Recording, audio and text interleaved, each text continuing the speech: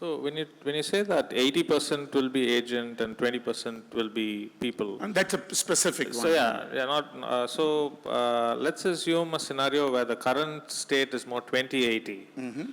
How does that shift happen in an organization? How do you ensure that, it happens in a way that it doesn't disrupt the process completely? Because the way these kind of systems actually are speeding up is super fast, but it's taking time for people to really get up to speed on what's really happening.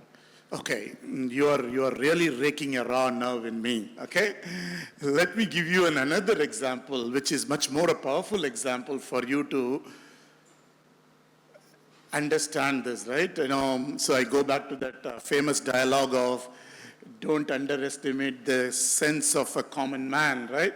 So what is going on right now, if you look at is, there is another big, maybe a Fortune 5 client that I'm talking about, is where we have produced a set of agents that has reached, but this is still in an assist mode, right?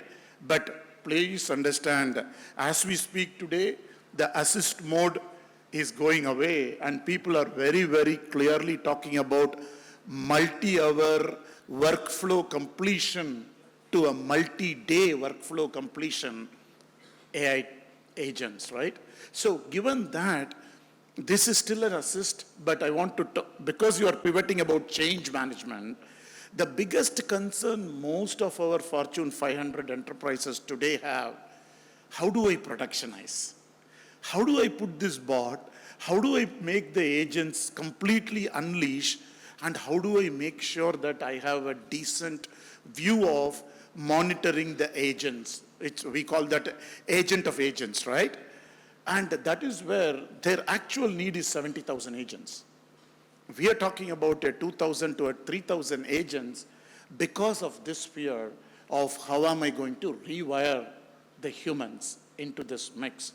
So ultimately, this is all about, there will be a phase where we shrink and then we expand. So it is the controlled productionization that they end up doing is the only biggest change management, because everybody is worried from a regulatory perspective, the empathy perspective, and the bias